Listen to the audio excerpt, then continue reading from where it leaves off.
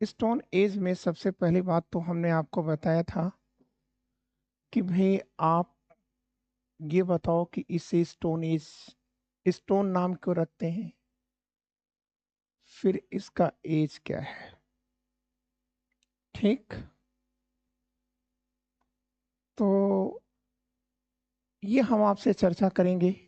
इसके बाद आपसे बताएंगे कि इसका नामकरण करने का आधार क्या है। नाम रखा गया तो इस नाम रखने के पीछे क्या आधार है।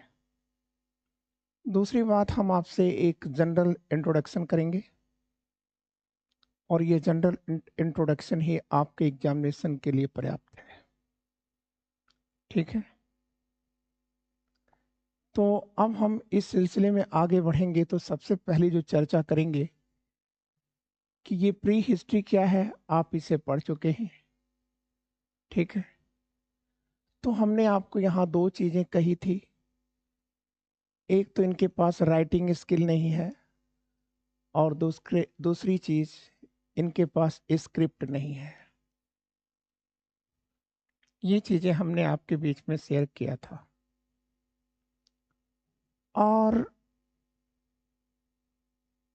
अब बात आती है कि प्री हिस्ट्री कब खत्म हो जाता है, तो आप कहेंगे जब ये दोनों कैरेक्टर विकसित हो जाए तो इसी के साथ प्री हिस्ट्री का अंत हो जाता है और फिर हम किस में आ जाते हैं, प्रोटो हिस्ट्री में आ जाते हैं। ठीक है, क्लियर, यहां तक हम लोगों ने चर्चा की थी। लेकिन अब प्रश्न आता है कि जो ये प्री हिस्ट्री है, इसमें हम लोग किस दो सभ्यताओं को पढ़ते हैं। ठीक है, प्री हिस्ट्री में हम किन दो सभ्यताओं को पढ़ते हैं, तो आपको याद रखना है कि ये जो दो सभ्यताएं हम लोग पढ़ते हैं वो दो सभ्यताएं कौन कौन सी हैं। तो एक जो सभ्यता है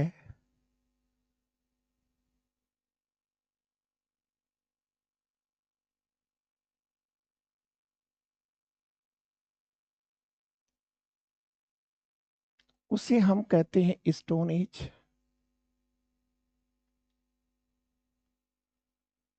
और दूसरी को हम कहते हैं कैलकोलिथिक एज, मतलब ताम्र पाषाण युगीन सभ्यता।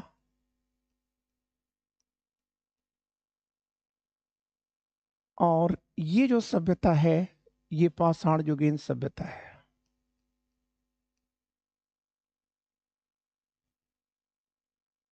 और कह रहा है कि एज की हमने सबसे पहले व्याख्या किया है कि एज इसका क्या है, तो कहा है कि यह लगभग 5 लाख वर्ष से लेकर 1,000 वर्ष या ईसा पूर्व है। मतलब it's time is considered to be from 5 lakhs to 1,000 BCE। और फिर ये है कैलकोलिथिक एज। तो कैलकोलिथिक के बारे में ये चीज हम बहुत दावे के साथ आपके बीच में नहीं रख सकते। यहाँ 5,000 भी लिख देंगे तो गलत नहीं है, 3,000 भी लिख देंगे तो गलत नहीं है। ठीक है, लेकिन एक चीज जो आपको बड़ा ही ध्यान से देखना है वो ये कह रहा है कि ये 1,000 BC तक चलती है स्टोन एज। और इसका मतलब है कि इसी बीच में ये सभ्यता भी आधम की थी, आ गई, ताम्र पाषाणिक सभ्यता भी आ गई। ठीक है, तो इसका मतलब क्या हुआ कि जब स्टोन एज का अंतिम दौर चल रहा था, नियोलिथिक जिसे कहेंगे या नव पाषाण युग हम जिसे कहेंगे, जब नव पाषाण युग चल ही रहा था कि उसी समय ताम्र पाषाणीन सभ्यता भी प्रवेश कर गई थी। तो इसका मतलब आपको देखिए क्वेश्चन आपसे यहां बनेगा, पाषाण युग की वह सभ्यता जो ताम्र पाषाण युग के समकालीन है वह कौन है। ताम्र पाषाणीन सभ्यता, क्योंकि नियोलिथिक का टाइम भी 5,000 से ही शुरू होता है। और ताम्र पाषाण का भी यहीं से शुरू होता है। ठीक है, अब यहां पर देखिएगा, यहां पर मनुष्य, इसी युग में मनुष्य आकर के एग्रीकल्चर टेक्नोलॉजी का यूज कर रहा है और शुरू कर रहा है। लेकिन यहां पर एक खास बात यह हो गई कि यहां पर ग्राम में सभ्यता शुरू हो चुकी है थी, विलेज सभ्यता शुरू हो चुकी थी। ठीक है, तो जो कैलकोलिथिक एज है वह कैसी एज है? ताम्र पाषाण युगीन सभ्यता कैसी सभ्यता है? आप कहेंगे सर ग्रामीण सभ्यता है। ठीक है,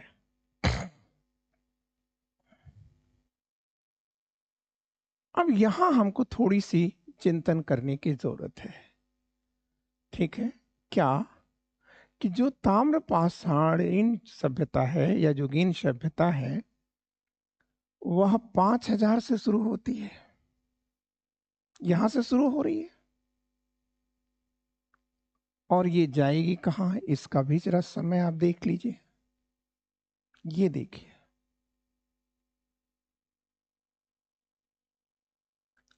अगर हम यहां पर 5000 माने तो यहां 500 बीसी लिखा हुआ है।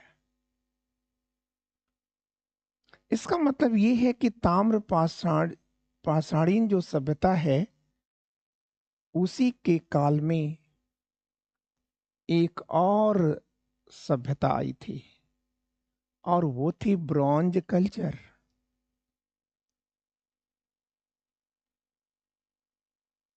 कांस्य युगीन सभ्यता। ठीक है, और ये जो कांस्य युगीन सभ्यता है ये नगरीय सभ्यता है।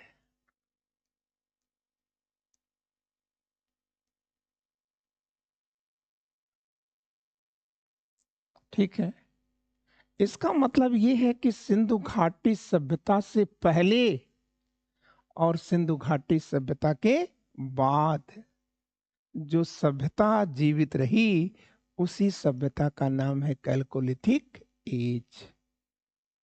ये आप देखिए आईबीसी इधर बीच में लिख दिया, पहले भी है कैलकोलिथिक या ताम्रपाषाण कालीन, और बाद में भी है, क्योंकि आईबीसी तो ध्वस्त हो गई कब, लगभग 1700 ईसा पूर्व में। ठीक है, क्लियर? तो ताम्रपाषाण कालीन सभ्यता में आप देख रहे हैं, ताम्र मतलब कैल्को, कैल्को मतलब तांबा, और लिथिक मतलब पत्थर। तो कैल्कोलिथिक जो एज है इसमें तांबे का भी प्रयोग हो रहा है और पत्थर का भी प्रयोग हो रहा है। यहीं पर कांसे का भी प्रयोग हो रहा है, और ये देखिए 520 ही आ गया, तो यहीं पर लोहे का भी प्रयोग हो रहा है। आप ध्यान दीजिए, बहुत बड़ी बात और बहुत समझने की बात थी। ठीक है, कि अगर आप टाइम पीरियड की बात देखें तो नियोलिथिक और कैलकोलिथिक ये दोनों समकालीन सभ्यताएं हैं। क्षेत्र अलग हो सकता है लेकिन काल अलग नहीं है। और फिर कैलकोलिथिक में एज में ही एक और सभ्यता आई थी, और वो है कांस्य युगीन सभ्यता। ठीक है, इसका मतलब कैलकोलिथिक पुरुषों के या युग के पुरुषों के या मानव की जो पुरुषार्थ है उसी पुरुषार्थ का नाम है सिंधु घाटी सभ्यता। सिंधु घाटी सभ्यता विनिष्ट हुई, लेकिन विनिष्ट होने के बाद भी एक सभ्यता बची रही, और वो सभ्यता कौन थी? ताम्र पाषाण युगीन सभ्यता। ठीक है। और जब ताम्र पाषाण युगीन सभ्यता चल ही रही थी कि एक सभ्यता और आ गई थी, और वह है लौह युगीन सभ्यता। ठीक है। और जो आज भी चल रही है। आज हम जिस सभ्यता में रहते हैं, वह सभ्यता धातु के आधार पर किस नाम से जानी जा रही है? लौह युगीन सभ्यता। ठीक है। क्लियर?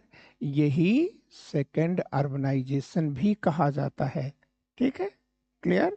द्वितीय नगरीकरण के नाम से भी जाना जाता है। क्लियर हो गई बात? ये स्टोन एज के अंदर आपको इतनी बातें यहां पर एक जनरल फीचर के रूप में याद रखना होगा। ठीक है।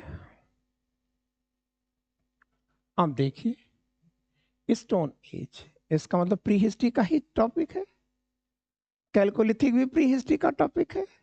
और क्या आयरन एज को भी आप प्री हिस्ट्री में रख सकते हैं? आप कह देंगे कि सर प्रारंभिक आयरन एज प्री हिस्ट्री में ही आता है। ठीक है। क्योंकि आर्य जब यहां आए तो आर्य लिखना पढ़ना नहीं जानते थे। उनके पास कोई लिपि नहीं थी, उनके पास कोई राइटिंग स्किल नहीं था। इसका मतलब अब अगर आपसे पूछा जाए कि प्री हिस्ट्री में क्या क्या आप रखेंगे, तो आप बताएंगे कि सर स्टोन एज रखेंगे सर, ताम्र पाषाण युग रखेंगे सर, और प्रारंभिक लौह युगीन सभ्यताओं को भी रखेंगे उसमें। क्लियर हो गई बातें? अब सवाल यहां पर है कि हम अब पढ़ेंगे स्टोन एज को। ठीक। तो सबसे पहली बात यह आती कि एज तो आप समझ गए, सीधी सीधी सी बात है। स्टोन एज का टाइम जो है कितना है? 5 लाख से लेकर के और 1000 तक है, BC तक है। ठीक है। अब बात आती है ये स्टोन की। तो स्टोन ये नाम किसने रखा? ये कोपेनहेगन हेगन की म्यूजियम में। ठीक है। कोपेनहेगन कहाँ की राजधानी है? डेनमार्क की। ठीक है। तो डेनमार्क के एक विद्वान है, डेनिस स्कॉलर कहा जा रहा है, और उनका नाम है क्रिश्चियन जे थॉमसन। इन्होंने ही इस शब्द को पहली बार रचा था। क्लियर? क्लियर? लेकिन अब प्रश्न आया कि इन्होंने क्यों नाम ये दिया? स्टोन एज नाम तो इन्होंने दिया, लेकिन अब प्रश्न आता है क्यों दिया? तो यहां इसका आंसर दिया गया है। ठीक है। कि मानव सभ्यता के प्रारंभिक दौर में, मानव सभ्यता जब इवोल्यूशन में थी, नॉट ओरिजिन, बट अपने उद्भव के दौर में थी। ठीक है। इवोल्यूशन के दौर में थी। तो इवोल्यूशन के दौर में उसने अपनी भोजन के लिए किसका प्रयोग किया था? शिकार का, आखेटक जीवन। ठीक है। हंटिंग का जीवन उसने जिया था। ठीक है। शिकारी जीवन जिया था। क्लियर? और शिकार करने के लिए, पत्तियों को तोड़ने के लिए, फलों को तोड़ने के लिए उसने जिस चीज का प्रयोग किया था वह था पत्थर। ठीक है। इसीलिए इसे स्टोन एज नाम रखा गया। ठीक है। एज आप जान गए, और स्टोन नाम किसने रखा वो भी आप जान गए। अब प्रश्न आता है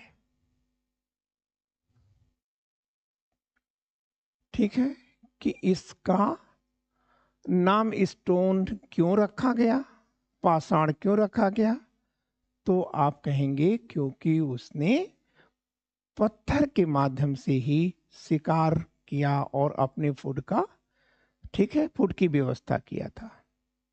तो इसका मतलब ये हुआ कि उसने हमारी मानवीय जो सभ्यता है, मानव की जो सभ्यता है, ठीक है, ये मानव की सभ्यता शुरू कैसे होती है, आखेटक और शिकारी जीवन से, ठीक। और वह पत्थर जिसका पहली बार प्रयोग किया गया था वह था स्फटिक पत्थर या क्वार्टजाइट, क्वार्टजाइट स्टोन का ही प्रयोग किया है मानव ने,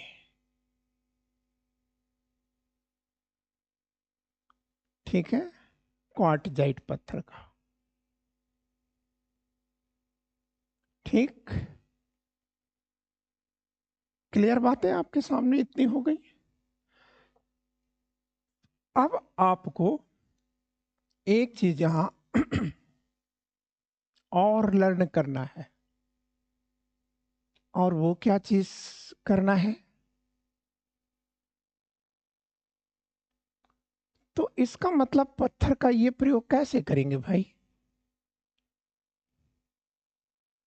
आप बताइए, पत्थर का ये लोग प्रयोग कैसे करेंगे, फेंक करके तो करेंगे, फेंक करके भी करेंगे ना, नीचे भी मारेंगे तो फेंक के ही मारेंगे, ठीक है, दूर मारेंगे तो भी फेंक के मारेंगे, ठीक है। इसका मतलब मानव अपने इवोल्यूशन के दौर में ही एक चीज से परिचित था, और वह क्या था, मिसाइल टेक्नोलॉजी, और स्टोन एज में ही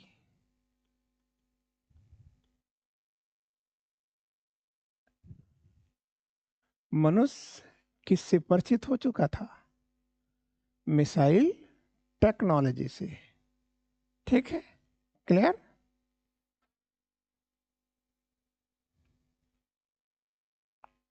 क्लियर ना। अब ये भी याद रखिएगा, इसका मतलब एक तो आपको ये चीज मालूम हो गया, प्रक्षेपास्त्र तकनीकी मानव अपने उद्भव के काल से ही प्रयोग कर रहा है। वो आज अलग की बात है कि बैलास्टिक और स्ट्रेटेजिक मिसाइलें अलग बना दी गई, ठीक है, लेकिन ऐसा नहीं कि तत्कालीन मानव परिचित नहीं था, परिचित था, ठीक है, क्लियर। तो अब या आप कह सकते हैं कि गाइडेड मिसाइल की भी हम आपसे बात करेंगे, ठीक है ना, बैलास्टिक, स्ट्रेटेजिक और गाइडेड मिसाइलों की भी हम चर्चा आपसे यहां करेंगे, ठीक है। लेकिन अभी फिलहाल आपने इतनी चीजें देख लिया, एज आपने जान लिया, स्टोन की बात जान लिया, फिर ये देखिए फेंक करके मारते थे, इसलिए वो मिसाइल टेक्नोलॉजी से परिचित थे, और वे आयुध भंडार भी बनाना जानते थे।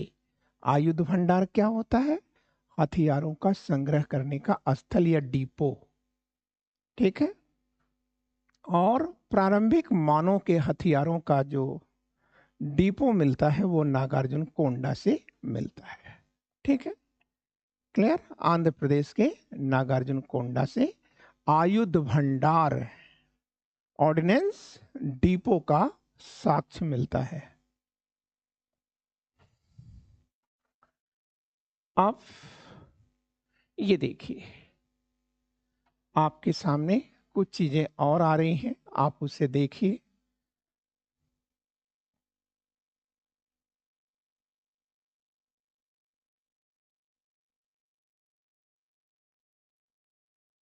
ये देखिए स्टोन एज में एक चीज आपके सामने आ रहा है, कि स्टोन एज को मतलब लगभग 5 लाख वर्षों में मानव का कैसे विकास हुआ है, ठीक है, उसको हम 3 भागों में बांट रहे हैं।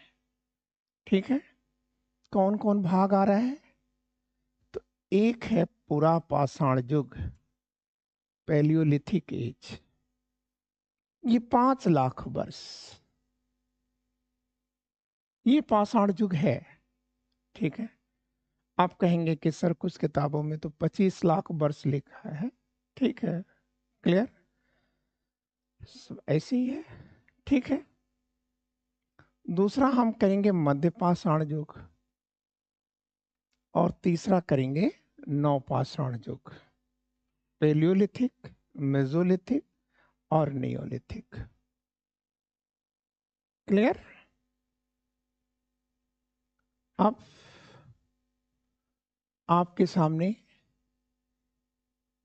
ये तो कर लिया आपने, नहीं कर लिया हो तो फिर से करें। अब कह रहा है कि the stone age is divided into 3 parts. ठीक है, 3 पार्ट्स में बटा है ये देखिए 1 2 3। क्लियर? लेकिन अब यहां पर आ रहा है अगली बात कि stone is divided into 3 parts because, क्योंकि 3 major changes took place here, ये 3 भागों में बटा है। क्यों बटा है? क्योंकि मुख्यतः 3 नई बातें होंगी। ठीक है, क्लियर? तो वह 3 नई बातें क्या हैं, ठीक है, उसे हमें जानना है। ठीक है, तो अब ये 3 नई बातें क्या क्या है? ठीक है, तभी तो आप 3 भागों में बांटेंगे। ठीक है, आप ये देखिए 3 नई बातें आएंगी और इन 3 नई बातों के आधार पर हम डिवीजन करेंगे।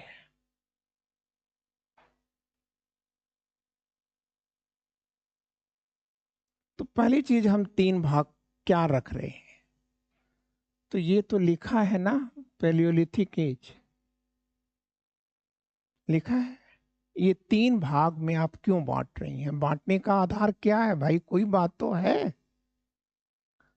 तो आप ये तीनों का नाम आपने लिख लिया। फिर आपने ये देखा कि यहां पर लिखा है ट्रांजिशन पीरियड, मतलब संक्रमण काल।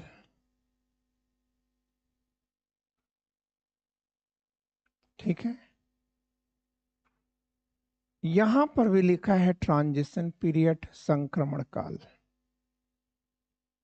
ठीक है, तो संक्रमण काल किसे कहते हैं? ठीक है, जब दो विशेषताएं एक में देखी जाएं तो वह संक्रमण काल होता है। किशोरावस्था संक्रमण काल है, जवानी का और बचपन का। ठीक है, तो वैसे ही पाषाण युग में जो किशोरावस्था है वो क्या है? इस मीजोलिथिक में पैलियोलिथिक का भी कैरेक्टर मौजूद है और न्योलिथिक का भी कैरेक्टर यहां मौजूद है। ठीक, इसका जो टाइम है वो क्या है? 5 लाख से लेकर के 10,000 ईसा पूर्व। और इसका टाइम क्या है? 10,000 से 5,000। और इसका टाइम क्या है? 5,000 से 1,000। अब ये देखिए कौन है? ये है रॉबर्ट ब्रूसफुट।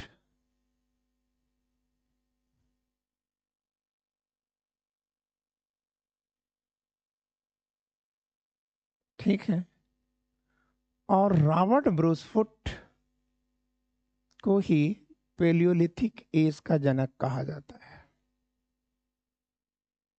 ठीक, लेकिन एक चीज याद रखिएगा,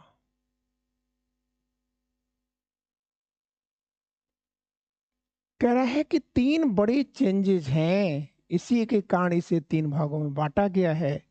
चार बड़े चेंजेस होते तो चार भागों में बांट दिया जाता। ठीक है, तो क्या चेंज हो रहा है, ये चेंज दिखा रहा है।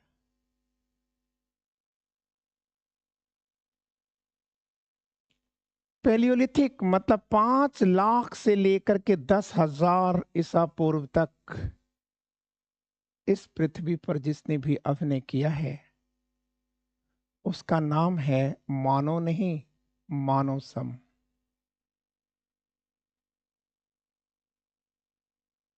होमो नेट्स।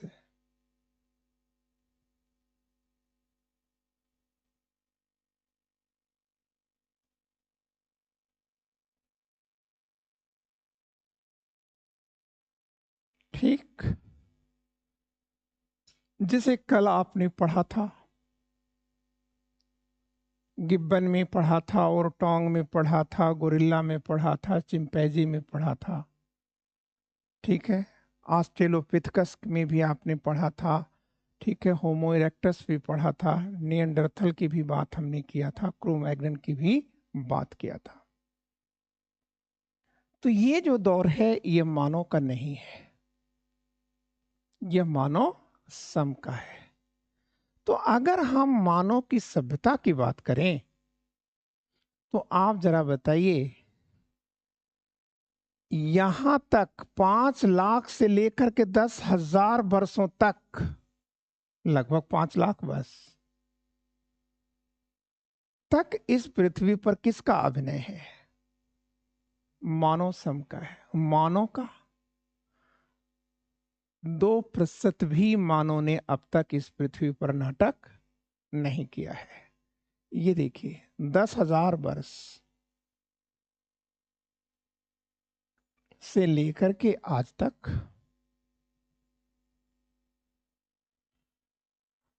ही हमारी सभ्यता है। 2% तो बहुत कह दिया मैंने, उतना भी नहीं है। ठीक है, तो आपने ये चीजें सीखा, ये बड़ा अंतर है। लेकिन ये जो दौर है ये किसका दौर है? तो आप कहेंगे कि सर ये तो होमोसेपियंस का दौर है सर।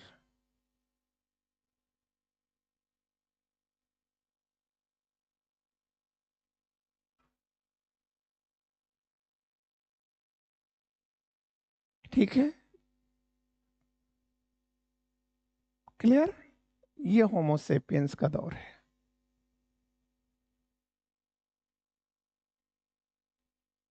अब एक चीज देखिए,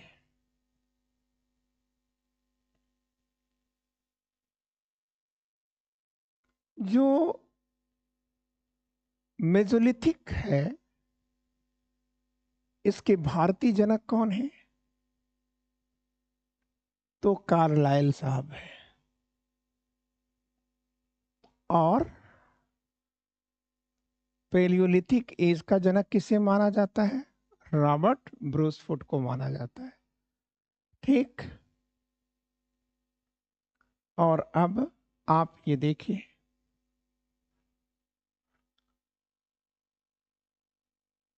और नियोलिथिक एज शब्द को किसने रचा है?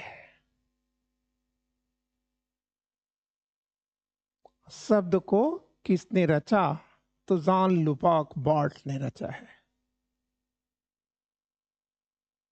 जॉन लुबाक बॉल्ट ने इस नाम को रचा है नियोलिथिक।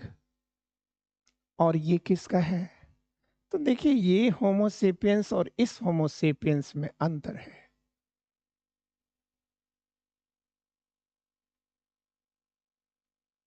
ठीक है तो ये भी होमोसेपियंस।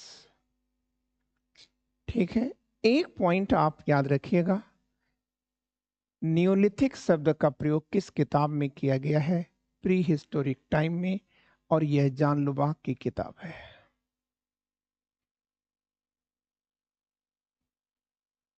ठीक है, यह जॉन लुबाक की अपनी किताब है।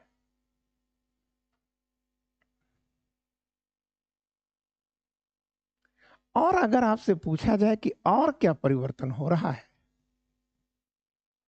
ठीक है, और क्या परिवर्तन हो रहा है, तो यहां से लेकर के यहां तक जैसे जैसे आप बढ़ेंगे, तो पैलियोलिथिक एज कैसा है? शीत युग है। ठीक है, ये कौन सा युग है? शीत युग, आइस एज है ये। बहुत ठंडा युग है। ठीक है, और धीरे धीरे ये गर्म होता चला जाएगा जैसे आप इधर जाएंगे। ठीक है, ये क्लाइमेट गर्म होता चला जाएगा। जब आप बच्चे रहे होंगे, आप अपने को ही देख लें, घर में भी लोगों को सुनते हुए देखते होंगे कि साहब टेम्परेचर बढ़ रहा है। ठीक है, तो इसका एक प्रभाव व्यक्ति पर क्या पड़ेगा? एक अंतर तो आप ये देख रहे हैं, ये देख रहे हैं आप अंतर, कि यह मानव का नहीं है, मानव जैसे मानव सम का है। यह होमोसेपियंस यहीं से शुरू होता है, और वह, ठीक है, आधुनिक बुद्धिमानों है। ठीक है, तो अब आप एक बात जरा देखिए, दूसरा रीजन आपने देखा आइस एज। तीसरी चीज ये भी आप याद रखिएगा, एक और अंतर आएगा, एक और बड़ा परिवर्तन आएगा। क्या? व्यक्ति यहां पर बहुत मजबूत कद और काठी का है।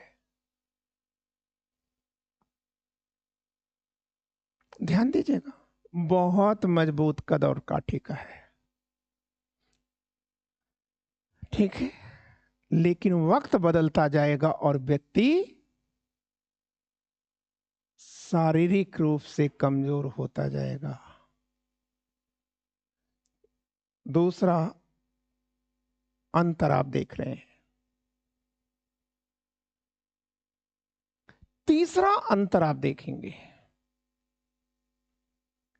कि यहां पर बुद्धि नहीं है। ठीक है, मैक्सिमम बुद्धि यह क्रोमैग्नन में आती है, और वो भी, ठीक है, 1300 सीसी के आसपास रह जाती है, 1250। ठीक है, इसका मतलब शरीर तो मजबूत है, लेकिन बुद्धि से वह बंदर टाइप में है। 450 सीसी से हमने चलना शुरू किया है। ठीक है, तो मजबूत कद है, काठी है, लेकिन बुद्धि नहीं है। जैसे जैसे ये कमजोर होता जाएगा, ये बुद्धि में विकास होता चला जाएगा। एक बात और, जो अगली बात है, और क्या अंतर है?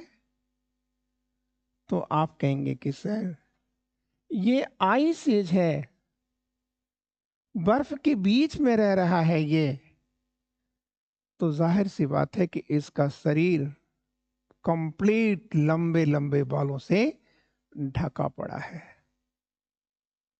लेकिन वक्त बदलेगा जैसे जैसे, यह बाल शरीर से गायब हो जाएंगे।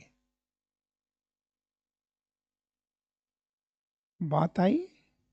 तो आपको अब तो समझ में आया होगा कि यह नाम क्यों रखा गया।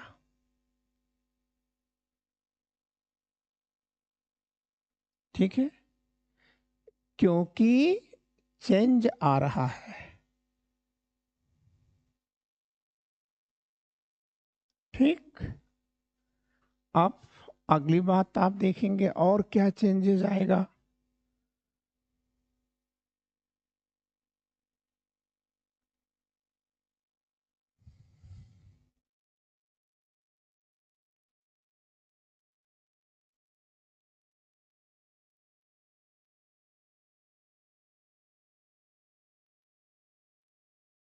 अब ये देखिए, ये हम केवल पैलियोलिथिक एज के उपकरण दिखा रहे हैं आपको, ठीक है। और ये उपकरण पत्थर से और हड्डी से बने हैं।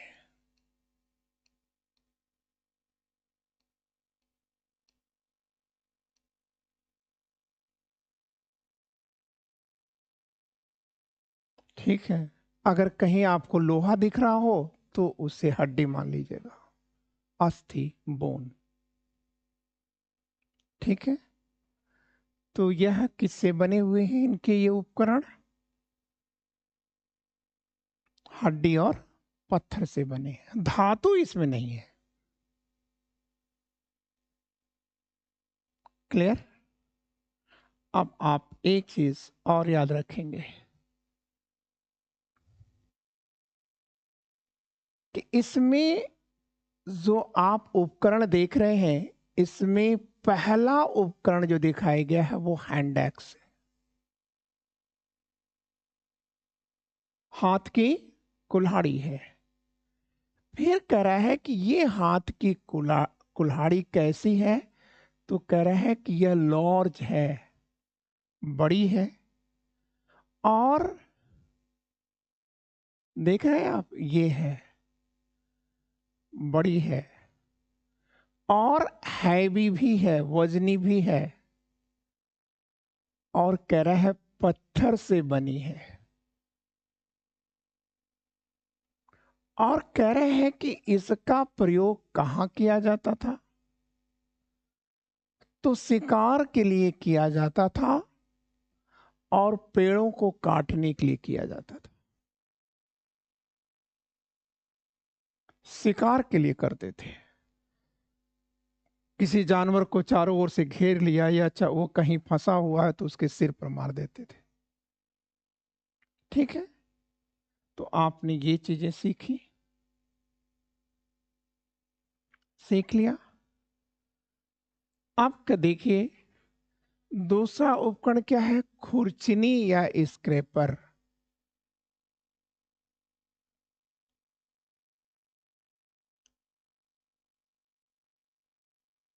इसको आप देखिए, ये खुरचनी और स्क्रैपर क्या है, तो कह रहा है कि फॉर क्लीनिंग एनिमल हाइड्स और scrapping other material after hunting,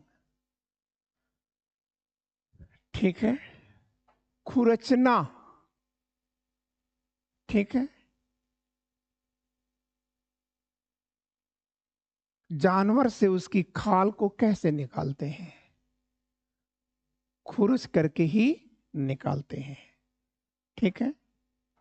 तो स्क्रैपर का प्रयोग इन्होंने किया है, ठीक है। खुरचनी का प्रयोग किया है, किस लिए, क्लीनिंग के लिए किया है। अब छेनी या चिसल का प्रयोग कहाँ किया जाता, वो सभी जानते हैं, लकड़ी या हड्डी को काटने के लिए किया जाता था। दूसरा ये है छेनी।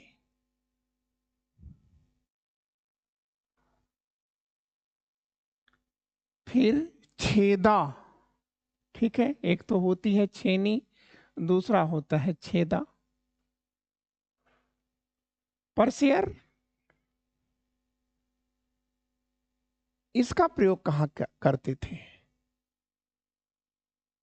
जानवरों की जो स्किन होती है उसमें छेद करने के लिए,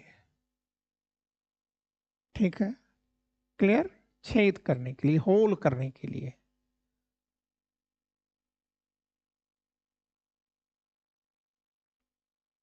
फ्लेक टूल्स, ठीक है। फ्लेक मतलब क्या होता है, ठीक है।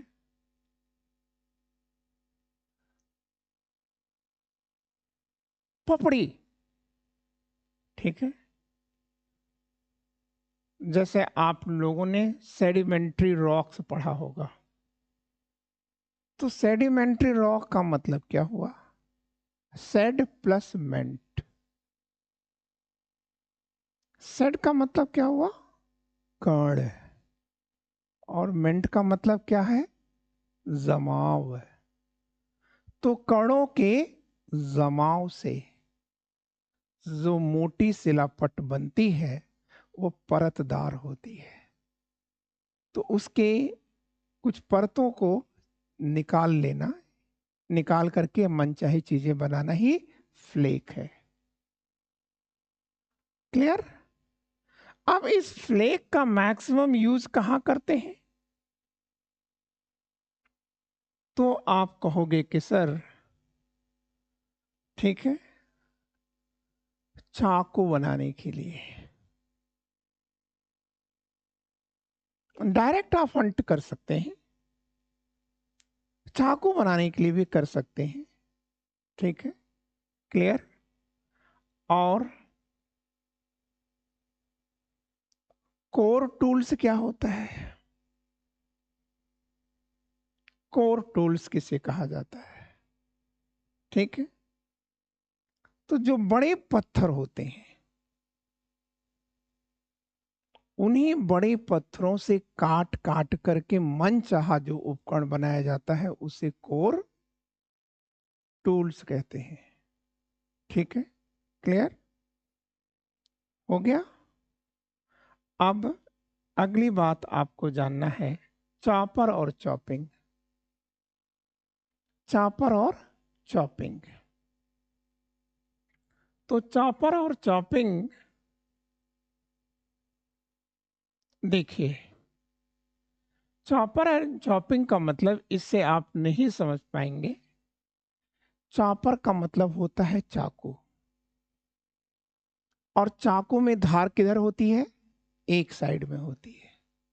तो चॉपर मतलब वन फेसेट, एक ही पक्ष में धार होना, वो चॉपर है। और चॉपिंग क्या है? दोनों साइड में धार का होना, यह चॉपिंग है। तो आपने क्या पढ़ा? ठीक है, पैलियोलिथिक एज के उपकरणों को पढ़ा। अगर हम उसे कहें कि पैलियोलिथिक जो उपकरण है उसे दो शब्दों में बताइए, तो आप कहेंगे कि सर कोर एंड फ्लेक। ठीक है, कोर एंड फ्लेक। क्लियर? दो प्रकार के उपकरण होते हैं। अब ये रहते कहां थे? पुरा पाषाण युग के लोग ये रहते कहां थे? निवास कहां था इनका?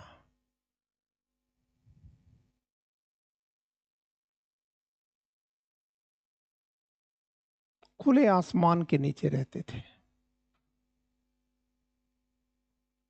पेड़ों की छांव में रहते थे। ठीक है। लेकिन आप याद रखिएगा, इस पेड़ की छांव यहां बन रही है, बन रही ना? तो इसका मतलब यहां पर जलाशय है। तो ये कहां रह रहे हैं? पेड़ों के नीचे रहते हैं, जलाशय के पास रहते हैं, पहाड़ों के बीच रहते हैं जहां जल है। तो जलाशय को उन्होंने क्यों महत्व दिया? दो कारण से महत्व दिया। एक, तो वो स्वयं को पानी कहां से लेंगे? यही प्रकृति के स्रोतों से लेंगे। और दूसरा, खाना भी इसी जलाशय के पास उनको मिल जाएगा। कैसे? आप कहेंगे कि बड़े जानवर जब यहां पानी पीने के लिए आएंगे तो उनको वह बड़े आसानी के साथ हंट कर देंगे। ठीक है, ये देखिए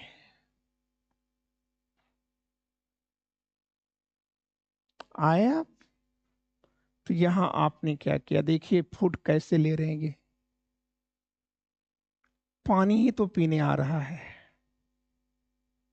ये क्या है, कौन सा जानवर है, ये मैमथ है।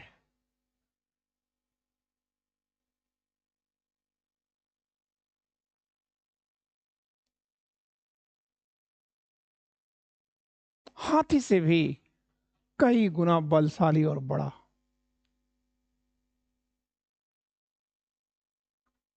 ठीक, तो आपको समझ में आया। ठीक है, लेकिन आप याद रखिएगा, ये तो ऐसा होगा नहीं कि एक जगह खड़ा रहेगा, ये भी चलता रहता था। तो कह रहा है कि जो हमारे पूर्वज मानव सम हैं, कह रहा है कि वो भी, ठीक है, क्या करते थे, घुमक्कड़ थे। कह रहा है कि roamed here and there in search of food. Roaming में है, वो चल रहे हैं, वो स्थिर नहीं है, रोमिंग है, रोमिंग में चल रहे हैं, वो रोम्ड हो रहे हैं इधर से उधर।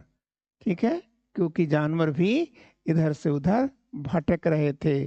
पेड़ों के फल और पत्तियां भी, ठीक है, ये क्लाइमेट के साथ बदलते रहते हैं। ठीक है, क्लियर।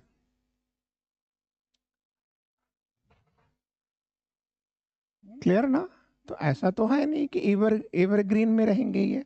और एवर जो ग्रीन होते हैं, वो पत्तियां और फल खाए नहीं जा सकते। पत्तियां और फल जो मनुष्य के लिए उपयुक्त होती हैं, वो कौन होती हैं, सीजनल। ठीक है, ये बात आप याद रखिएगा, क्योंकि ये सिविल में क्वेश्चन पूछ सकता है। ठीक है,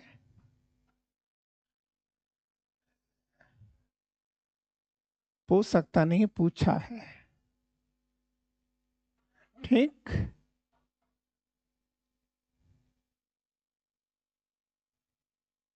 अब आप याद रखिएगा, परिवर्तन प्रकृति का नियम है।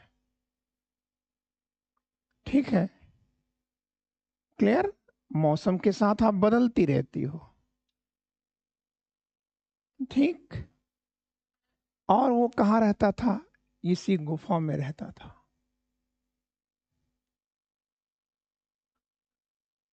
गुफा में रहता था। क्लियर। तो अब यहां से आपका क्या क्या क्वेश्चन बन जाएगा। तो आप कहेंगे कि सर, जब वो गुफा में रहने लगा, तो उसने किसको तलाश लिया। आप कहेंगे फायर को तलाश लिया, आग को तलाश लिया।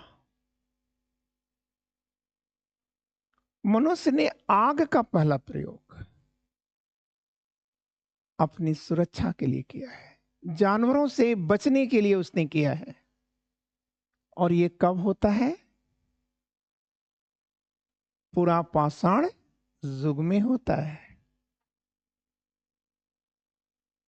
ठीक, फिर आप वहीं पर जोड़ लीजिएगा इसका, और प्रयोग उसने कहां किया। तो आप कहेंगे मनुष्य ने रोस्ट करके खाने के लिए किया है आग का प्रयोग। पूरा पाषाण युग के मानव ने आग का पहला प्रयोग अपनी सेफ्टी के लिए किया है, गुफाओं के बाहर जलाया है उसने। ठीक है, और वहीं पर उसने क्या किया है कि फूड को रोस्ट करके या सेक करके खाना भी जान लिया है। ठीक है, और तीसरी बात, इसने आग का कहां प्रयोग किया है, अध्यात्म के क्षेत्र में। ठीक है,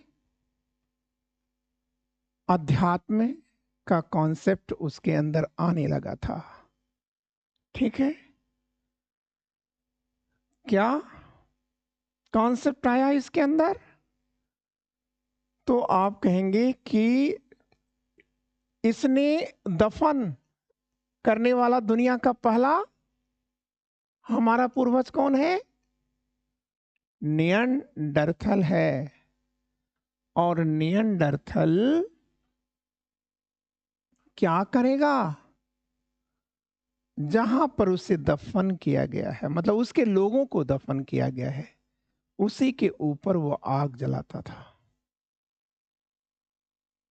ठीक है ना? उसी के ऊपर वह आग जलाता था। क्यों? क्योंकि उसे विश्वास हो रहा था, क्योंकि मरने के बाद आदमी ठंडा हो जाता है, तो हम गर्मी देंगे तो हो सकता है कि वह पुनर्जीवित हो जाए। ठीक है? तो पुनर्जन्म का कॉन्सेप्ट आप लेकर नहीं आते, वह कॉन्सेप्ट कौन लेकर आता है? होमोनिड्स लेकर आता है।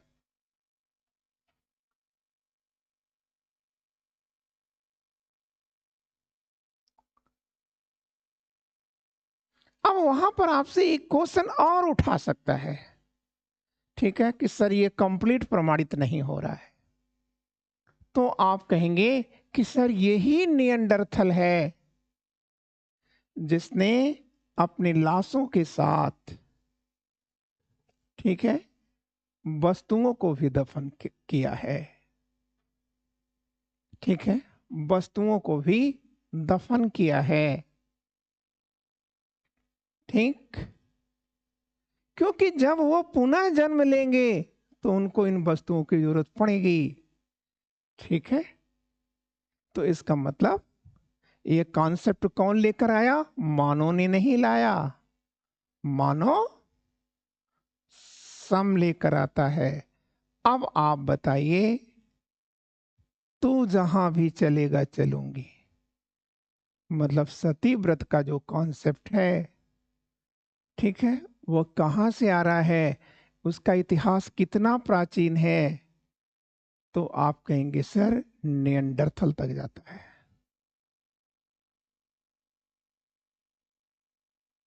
सती क्यों कोई होता है? सती का दो कॉन्सेप्ट आता है, एक तो भाई जबरन कराया गया, लेकिन एक स्वेच्छा से भी लोग हुए हैं। ठीक है, क्लियर? सती देवी का मंदिर, ऐसे जो स्वेच्छा से जलते हैं उन्हीं पर मंदिर बनाया गया था। ठीक है, लाशों के साथ उनके प्रिय जानवरों को दफन करना, ये हमने नहीं किया है, हमारे पूर्वज मानो सबने किया है। ठीक, इसका मतलब आपको ये भी चीजें सब समझ में आ गई। और आप याद रखिएगा, अंत्येष्टि की सबसे प्राचीन परंपरा कौन है? दफन करना, और यही वैज्ञानिक भी है। ठीक है, उन्होंने अपनी लाशों को जलाया नहीं है, उन्होंने अपनी लाशों को दफन किया है। ठीक,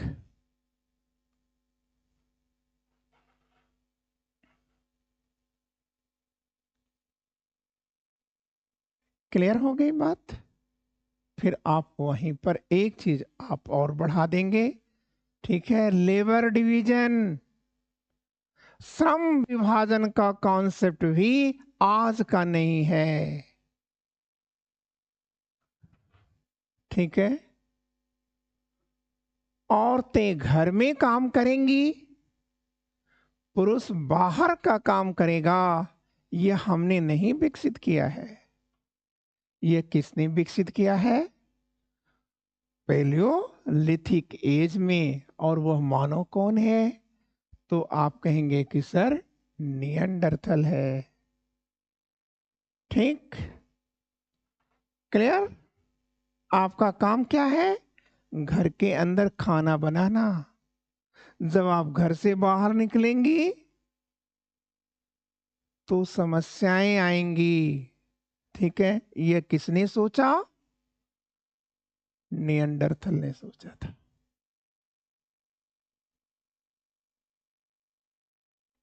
ठीक, इसीलिए पुरुष को उसने कहा कि आप शिकार पे जाओ। ठीक है, क्लियर? और अगली बात याद रखना है आपको।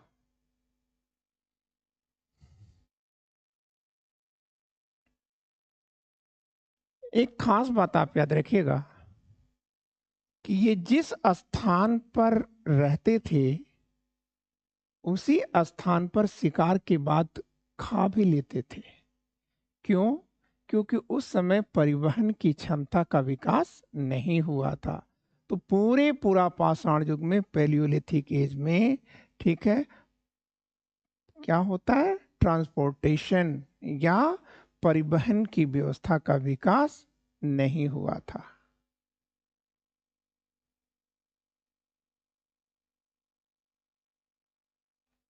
ठीक।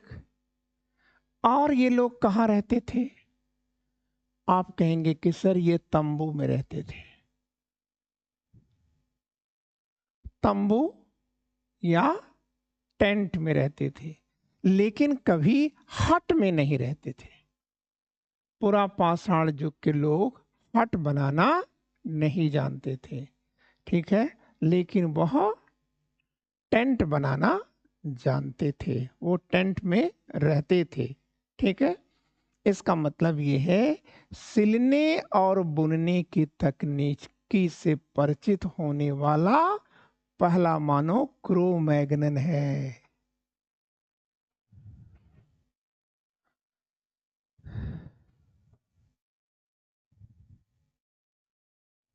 क्रो मैग्नन है।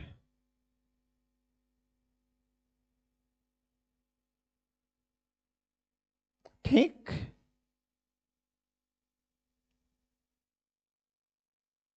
और क्रो मैग्नन क्या है? फ्रांस की एक पहाड़ी का नाम है। और उसी पहाड़ी पर जो कंकाल पाया गया उसका नाम, पहाड़ी के नाम पर क्रो मैग्नन रखा गया। नियंडरथल जर्मनी की, ठीक है, क्या है, एक पहाड़ी है। ठीक है, क्लियर? आगे आपने ये चीजें यहां सीख लिया है, ठीक है। और सिलाई के लिए उसने किसका प्रयोग किया था? सुई का ना। तो वो सुई किस चीज की बनी थी? हड्डी की। ठीक है, हड्डी की सुई का प्रयोग किया है। ठीक है।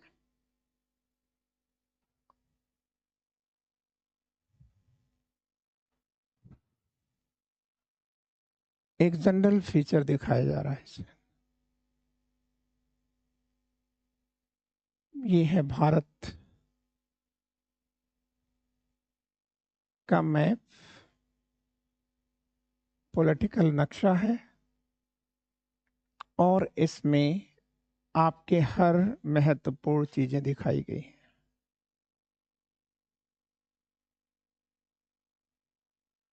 ठीक है, यहाँ पर आपको कुछ चीजें अपनी कंपटीशन के लिए यहाँ लिख लेनी होगी। पल्लवरम,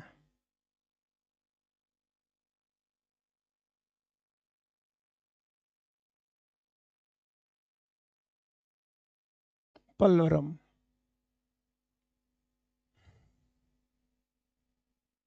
कहाँ पड़ता है? Near to Chennai. ठीक है। और इसी पल्लवरम से, पल्लवरम में एक नदी बहती है, क्षेत्रीय नदी है, और उस नदी का नाम क्या है? कोर्तलेयार रिवर। क्या नाम है उस नदी का? कोर्तलेयार। और इसी कोर्तलेयार नदी की वैली में बसा है पल्लवरम। ठीक है। और इसी की घाटी में बसा है अत्रि पक्कम। और कौन बसा हुआ है? अत्रि पक्कम।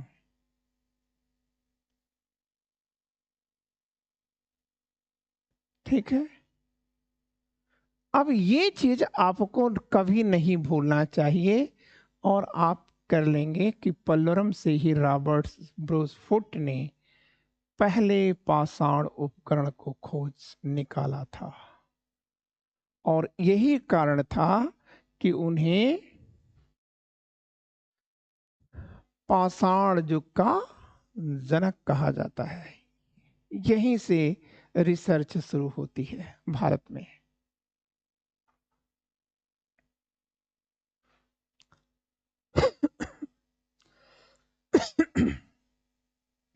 एक और स्थान आप देख रहे हैं, ये है भीमबेटका। भीमबेटका के बारे में आप याद रखेंगे,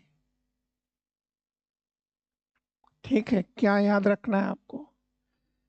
कि वह वाकड़कर की तलाश है। ये प्रोफेसर वाकड़कर ने भीमबेटका को तलाशा है,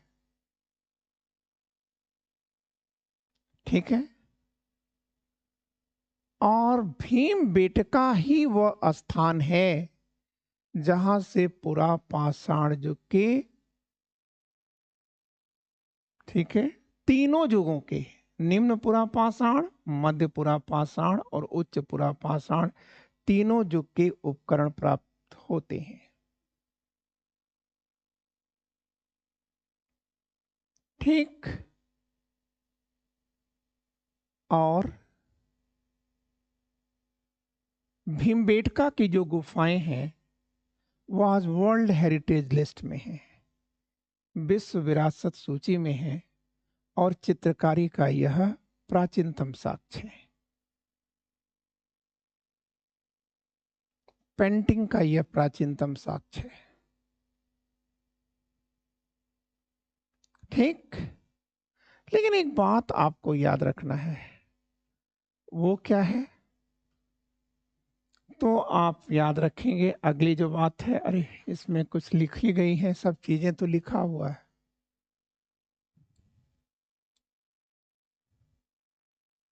आप इसे देख लें, आपकी बातें हो जाएंगी।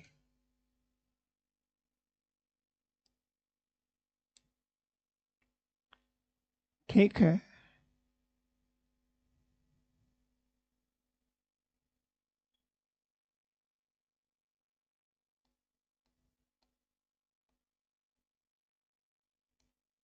सोहन रिवर वैली, ठीक? और ये जो सोहन रिवर वैली है, ये कहां से निकल रही है? पीर पंजाल से निकल रही है, और पीर पंजाल से निकल करके यह सॉल्ट रेंज तक आती है।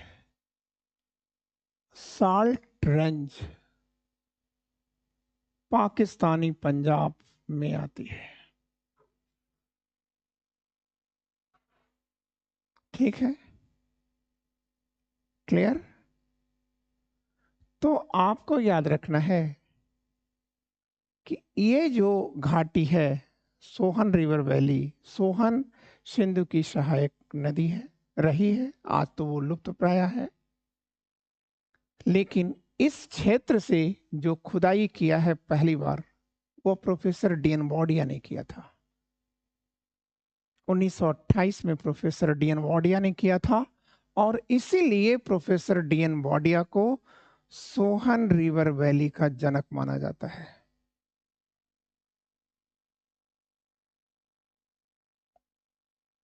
ठीक है? इसके बाद आप नर्मदा रिवर वैली में आ जाएंगे, ठीक है?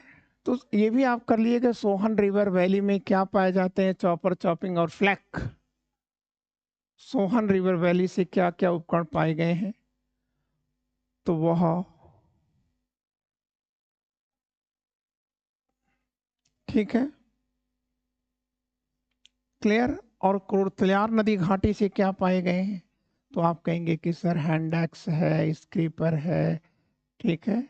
ये सब चीजें, कोर उपकरण जितने भी पाए जाते हैं, सभी वो किससे पाए गए थे?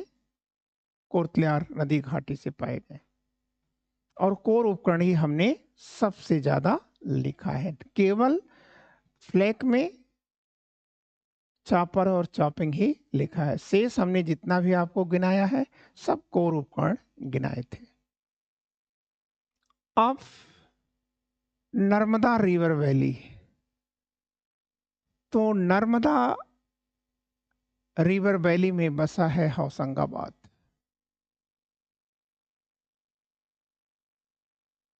होशंगाबाद है,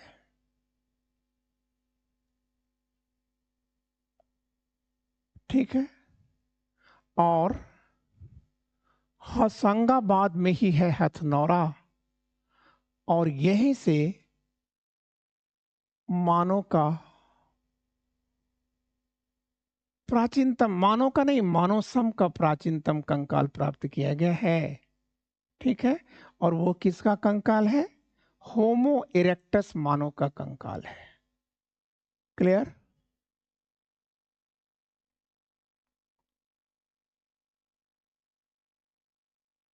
ये उड़ीसा का मयूरभंज है, ठीक है। और इसके बाद आप बांकुरा और वीरभूमि, ये वेस्ट बंगाल में आते हैं। आंध्र प्रदेश में नागार्जुन कोंडा है, ठीक है। इसको हाईलाइट कर दीजिएगा नागार्जुन कोंडा को, ठीक है, क्योंकि पूरा पाषाण युगीन हथियारों का जखीरा, ऑर्डिनेंस डिपो, यहीं से पाया जाता है। मयूरभंज से क्या पाया जाता है? आप कहेंगे फ्लैक उपकरण पाए जाते हैं।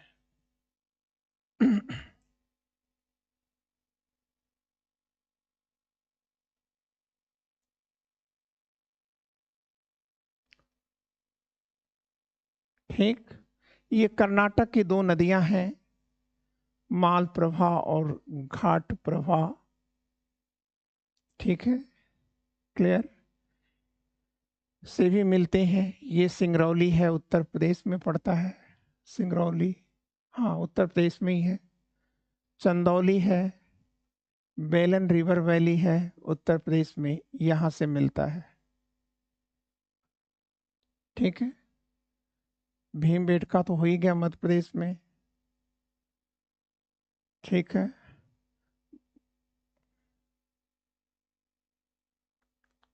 घाट प्रभा और ये गोदावरी जो रिवर है महाराष्ट्र में, यहाँ से भी प्राप्त होते हैं। पलोरम बता दिया है। और अब आपके बीच में जो अगला टॉपिक शुरू होगा वो है मध्य पाषाण युग का, ठीक है। क्लियर? लेकिन